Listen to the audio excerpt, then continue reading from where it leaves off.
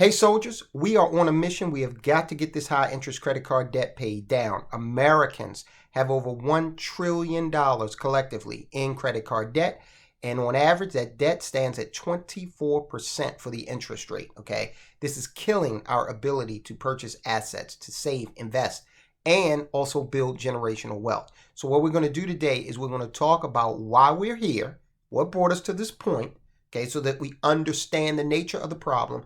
And then we're going to talk about 3 solutions. And I'm actually going to give you a bonus at the end. You've got to stay tuned. I'm going to give you a bonus solution to get this debt paid off so that you can redirect that money to building wealth. That's what we're all about here. So let's get started here by talking about the why. Why is this happening? Well, for starters, Americans spend most of their money, most of their income on shelter, food, and energy.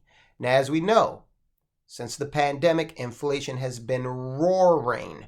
And inflation, there's a report out today, inflation's up again. Now, it's funny because the CNBC headline says, oh yeah, inflation's up, but this is not a problem. Don't worry about it. Don't worry about it when you're going to the grocery store and you're having to shell out 25, 30, 40% more for your groceries for you and your family. Of course, a major news organization where the people who are on air make millions of dollars, they don't worry about it because they can still eat steak if it goes from $12 to $16. Many in the middle classes and below have to switch to cheaper cuts of pork and chicken. Okay, this affects us. We feel it.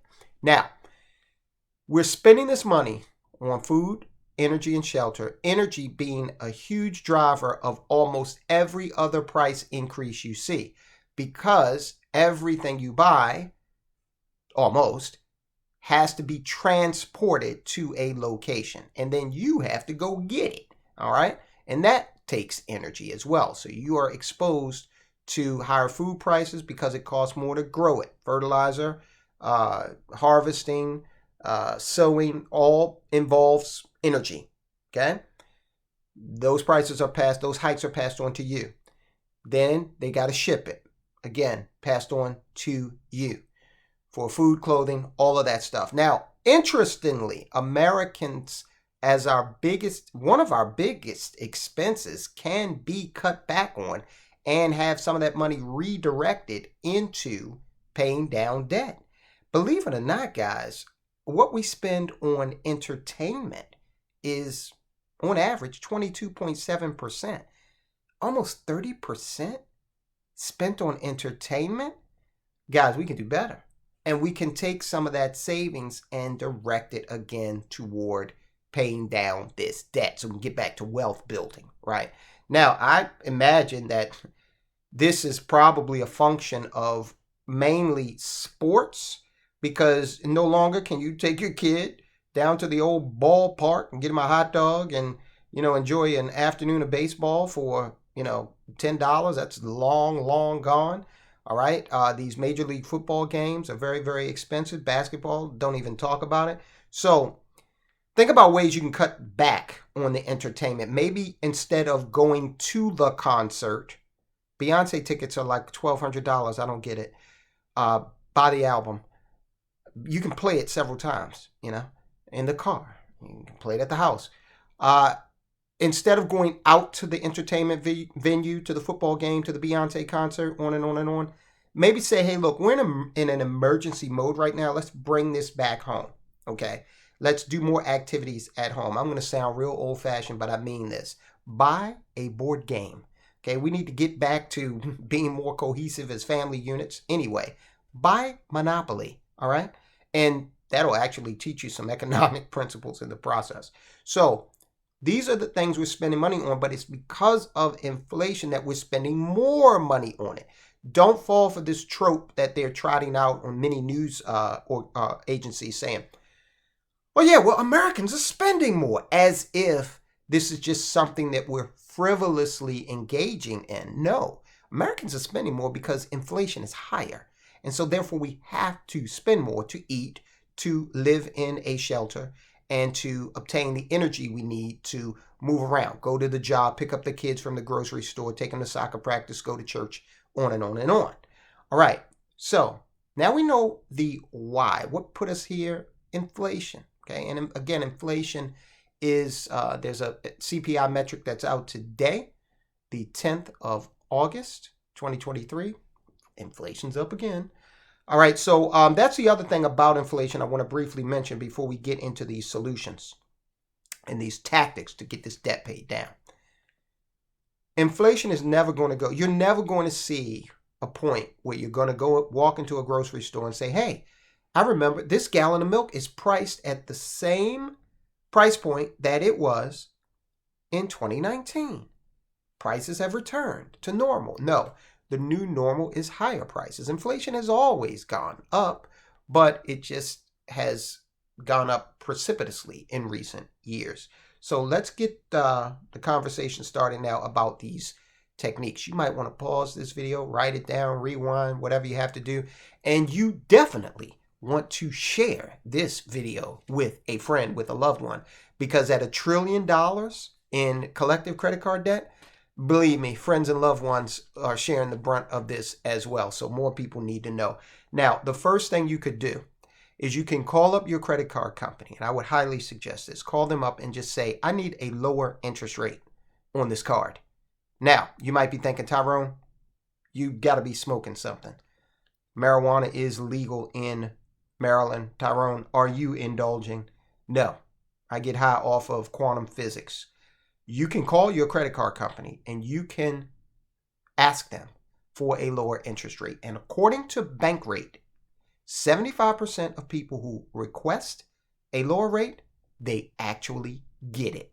So the odds are in your favor. If I were to tell you you have a 75% chance of winning the next Powerball, you would play.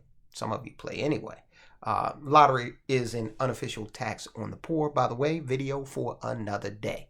All right, so go ahead and ask them for that lower rate. That's step number one.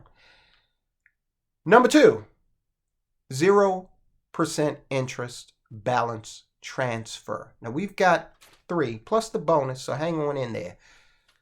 Now I know what you're thinking on this one. Tyrone, my credit's not good enough for me to get a balance transfer to 0%. Let them tell you that. All right, it is true that you have a higher chance of getting a 0% balance card, balance transfer card, if you have better credit. That's absolutely true. But I operate off of this principle. I have forever. I let them tell me no. All right. When I was in the corporate world and I would apply for a job and I would have all of the qualifications except one, I'm applying anyway. Let them tell me no. When I was in college and I wanted to date a beautiful young lady and all my friends said, oh, no, she's too beautiful. We haven't asked her because she just looks too good. I would say, fellas, I'm going to let her tell me no. And that was a successful strategy. So search around and locate a 0% balance transfer card and apply for it. All right. Now, with the understanding that if you do have a 600 credit score, you're probably not going to get it. But again, it's just in case it's worth you applying. And the other caveat here is, listen, if you've got $8,000 worth of an outstanding balance on one card and you get a card that's going to give you 0%, but they give you, $800, you got to weigh the benefit on something like that. Now let's get into a strategy to actually tackle this debt. Now I know many of you have probably heard of the debt snowball. And again, hang on because we do have a bonus that we're going to get to. The debt snowball method is pretty easy to understand, and it helps you approach this in a very aggressive way, okay? So what does it do? What do you have to do, rather? What you do is you list debts by balance, and you start with the smallest one. So in this case, we're talking about credit card balances, but you could actually apply this to all of your debt. But let's focus on credit cards for now. So you start with the smallest balance. You make sure to pay the minimums on all of your other bills and send extra cash to the debt with the smallest balance until it is paid in full. Now, you don't stop there. No. Now you got some money here that's kind of surplus because you got that debt paid off, right? You're going to use that to your advantage. So you're going to repeat the strategy with the other debts. Now you bring in what would be the next smallest one. And you just apply that same principle, and you also use the surplus money that you have now that you paid off that first debt. Okay?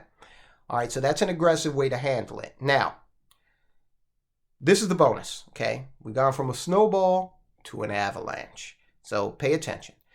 Now, this debt avalanche strategy takes a similar approach, but instead orders debts by interest rates, not the balance, okay? First, you make a list of all your debts from the highest interest rate to the lowest. You then concentrate on paying off the highest interest debt first while making minimum payments on all the other debt. This cuts back on the amount you're paying in interest, which also frees up more cash to pay down the other debts. Now, this one is going to help those, and it's going to be more suitable if saving a bundle in interest is a priority and you're motivated to get out of debt quickly. And I like that because that interest piece is that variable piece that can really get you stuck between a rock and a hard place. So go ahead and entertain those suggestions. See if any apply to you. If you've got others, please go ahead and drop that in the comment section. Let us all know how we can aggressively tackle this debt. Now, look at this video. This is one you really need to see. Excuse me. Some banks are in trouble. Several banks, maybe one of yours, have been downgraded by the credit rating agency Moody's. Now, we saw bank failures earlier in the year. What does this mean? Keep an eye on it, guys. I'll talk to you soon.